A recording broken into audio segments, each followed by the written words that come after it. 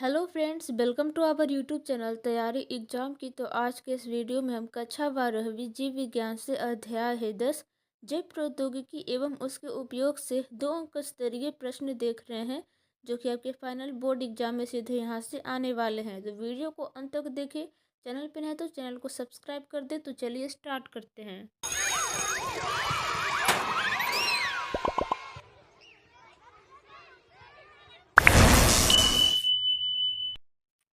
तो जैसा कि आप सभी देख सकते हैं, हम यहाँ पे आ चुके हैं बायोटेक्नोलॉजी एंड इट्स एप्लीकेशंस। प्रश्न संख्या 1 आता है यहाँ पे, मोनोक्लोनल एंटीबॉडीज पर नोट लिखे। तो इसका उत्तर हो जाएगा यहाँ पे, मोनोक्लोनल एंटीबॉडीज एकल कोशिकीय समूह के क्लोन द्वारा तैयार किया जाता है, जो एक ही प्रकार के एंटीजन के प्रति जिम्मेवार होता है। अतः इसे मोनोक्लोनल एंटीबॉडीज कहते हैं। ऐसे एंटीबॉडीज को जो बनाने का तकनीक है वो सर्वप्रथम कौन से वैज्ञानिक ने दिए थे? तो जॉर्ज कोहलर और एवं केजर मिल्स्टीन ने 1970 में प्रतिपादित किया था। ठीक है, आगे यहाँ पे मोनोक्लोनल एंटीबॉडीज खास एंटीजन के लिए अति विशिष्ट होता है, जिसे आसानी से शरीर के बाहर संवर्धित किया जा सकता है। यह विभिन्न प्रकार के रोगों की पहचान के लिए अति लाभकारी होता है। अब देखिए प्रश्न संख्या 2 आता है, कृत्रिम बीज क्या है? और ये सभी क्वेश्चन एग्जाम के दृष्टिकोण से बहुत ही महत्वपूर्ण है, तो इसे अंत तक देखें। तो उत्तर हो जाएगा, बहुत से ऐसे पौधे होते हैं जिसमें न तो बीज होते हैं और न ही थोड़ी मात्रा में भी बीज उत्पन्न करने की क्षमता होती है।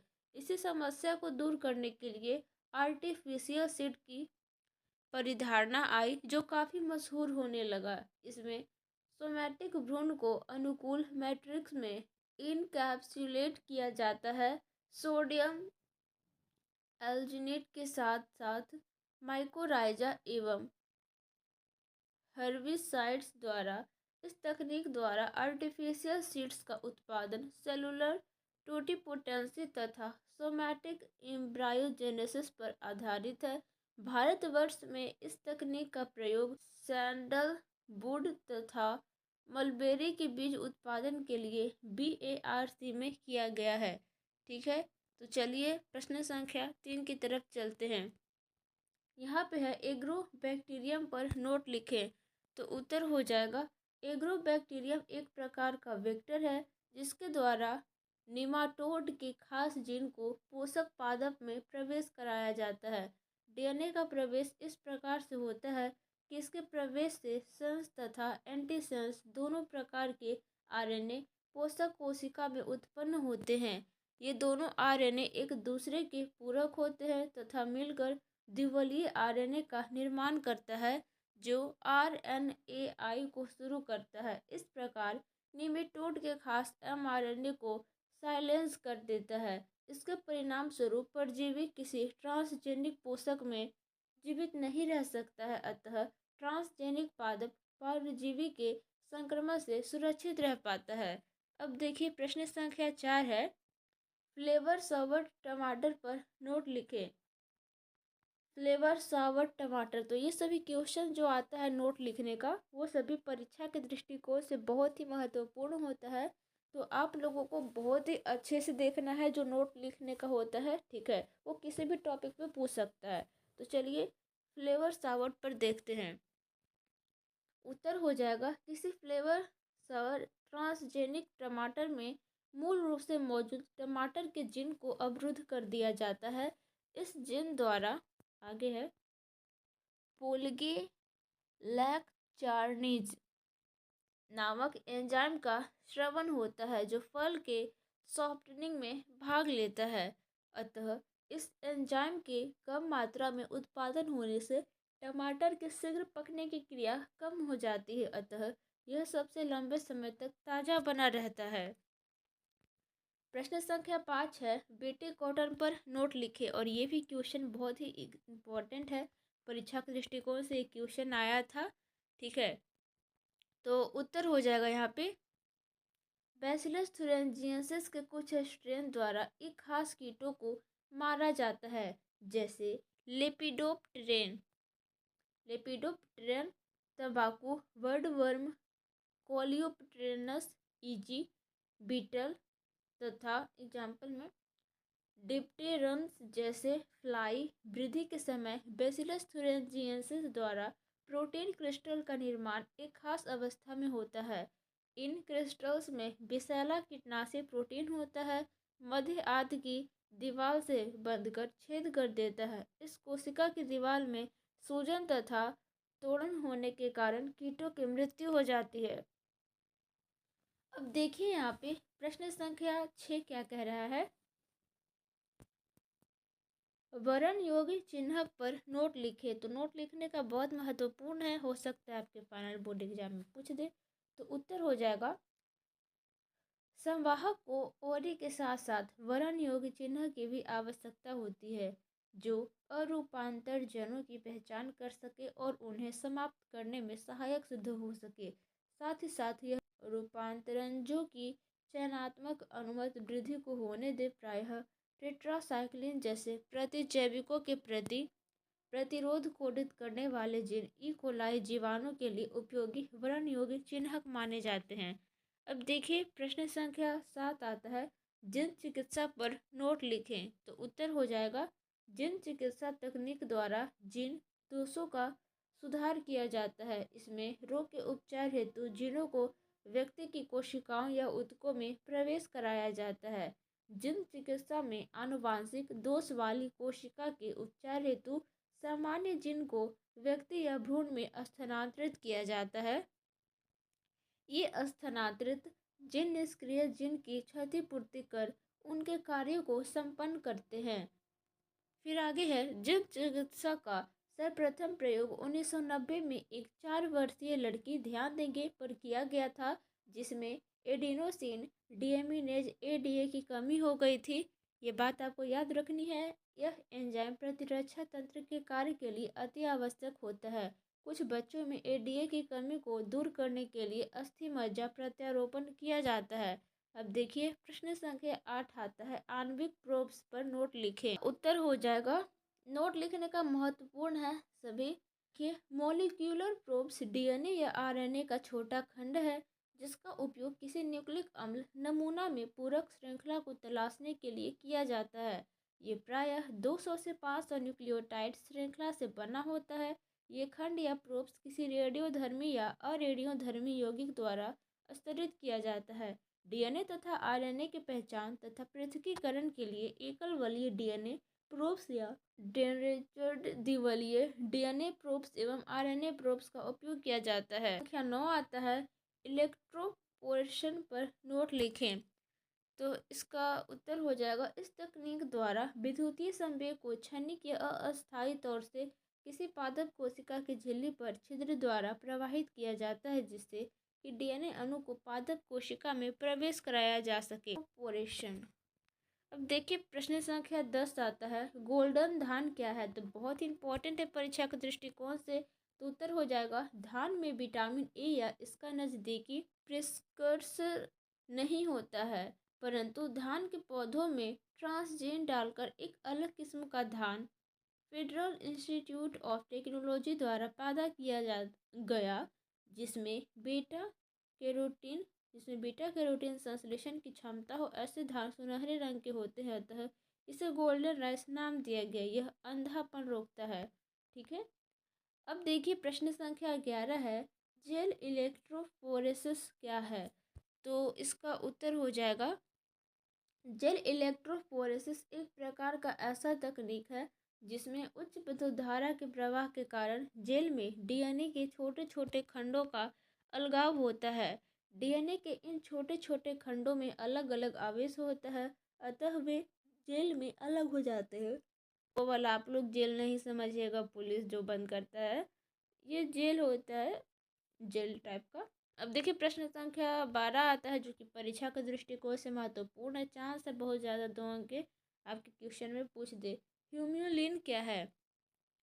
कोई पूछ दे आपसे तो उत्तर लिखेंगे यह एक प्रकार का इंसुलिन हार्मोन है जो आनुवांशिक अभियांत्रिकी तकनीक से तैयार होता है। यह मधुमेह को नियंत्रित करने में काम आता है। शुरू में इसे भेड़ या सुअर के अग्न्याशय ऊतकों से निकाला जाता था। जी हाँ, जो काफ़ी खर्चीला होता था। सही बात है भाई, किसी की मृत्यु हो सकती है, मतलब जानवरों की। बाद में इंसुलिन जीन को मनुष्य से जीवाणु में स्थानांतरित किया गया। जो मनुष्य है उससे जीवाणु में स्थानांतरित किया गया, जो इंसुलिन पैदा कर रहा है, इसे अलग कर ह्यूमुलिन नाम दिया गया। अब देखिए प्रश्न संख्या 13 आता है, ट्रांसजेनिक जंतु की व्याख्या करें, कुछ प्रमुख उदाहरण सहित इसके लाभों का वर्णन करें। तो देखिए इसका उत्तर हो जाएगा, वैसे जंतु जो फोरिजन जिन को वहन करता हो ट्रांसजेनिक जंतु कहलाता है। ऐसे फोरिजिन जिन्स को जंतुओं के जीनों में पुनर्योगज डीएनए तकनीक द्वारा प्रवेश कराया जाता है। ट्रांसजेनिक जंतुओं के कुछ लाभ निम्नलिखित है। पहला में है जैव उत्पाद में, दूसरा में है टीका की सुरक्षा में, तीसरा में है रोगों के अध्ययन में। अब देखिए आगे है ट्रांसजेनिक जंतुओं के कुछ प्रमुख उदाहरण निम्नलिखित है। ए में है ट्रांसजेनिक मछली जैसे साल्मोन, बी में ट्रांसजेनिक चूहा, बकरा, भेड़, गाय इत्यादि। अब देखिए प्रश्न संख्या 14, genetic engineering approval committee GEAC। ये भी क्वेश्चन आपको ऑब्जेक्टिव में पूछ जा सकता है कि GEAC का फुल फॉर्म क्या होता है, कि विवेचना करें। तो देखिए इसका उत्तर हो जाएगा GEAC भारत सरकार द्वारा गठित एक संस्था है जो निम्नलिखित प्रमुख निर्णय लेने हेतु प्राधिकृत है। पहला में जीएम शोध की वैधता के लिए, और दूसरा में है नागरिक सुविधा हेतु आनुवांशिक रूपांतरित जीवों को सुरक्षित प्रवेश कराने हेतु। जेनेटिक इंजीनियरिंग अप्रूवल कमेटी याद रखेंगे। प्रश्न संख्या 15 आता है आप लोगों के सामने, कह रहा है जैविक युद्ध यानी कि बायो वॉर क्या है, इसके दुष्परिणाम पर नोट लिखिए। तो देखिए इसका उत्तर हो जाएगा वैसे युद्ध जो जैविक हथियार से मानव के अलावा फसल के विरुद्ध लड़ा जाए, बायो वॉर कहलाता है।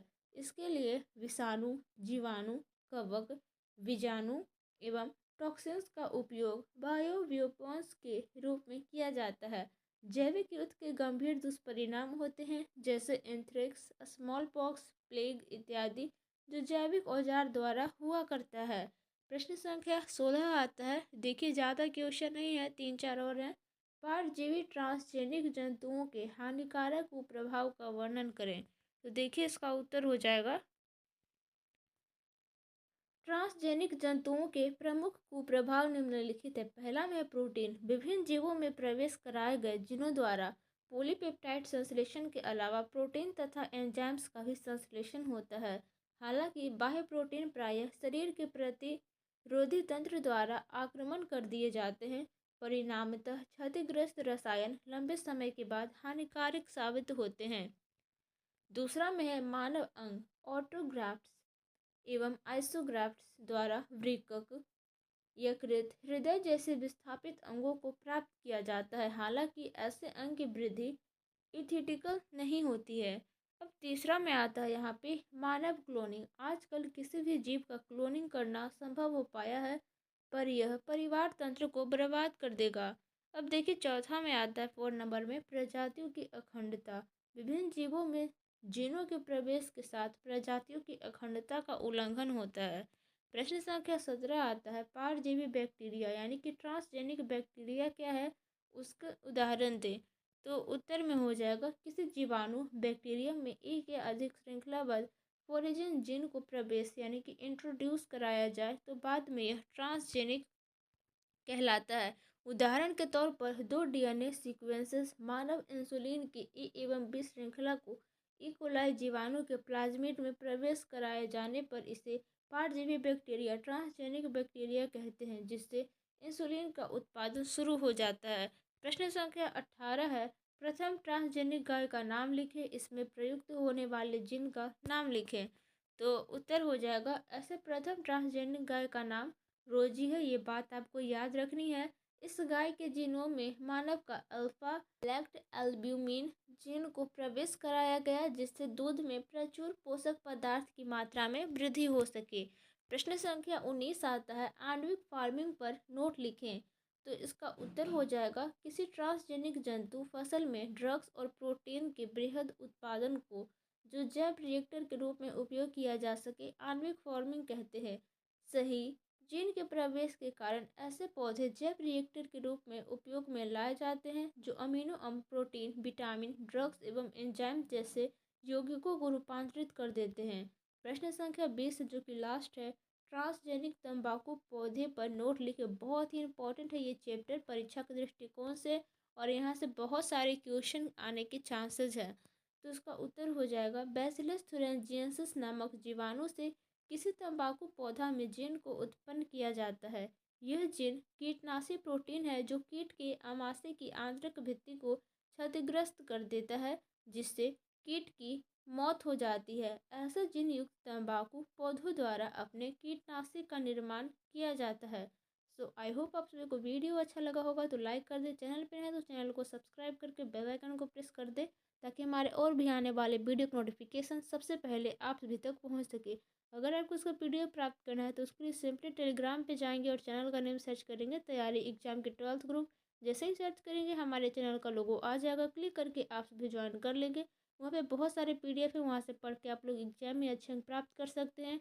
और यूट्यूब पे बहुत सारे वीडियोज अपलोड हैं 12th के, physics chemistry Hindi English math bio के, तो आप लोग वहाँ से भी देख सकते हैं। मिलते हैं नेक्स्ट वीडियो में। Thank for watching this video.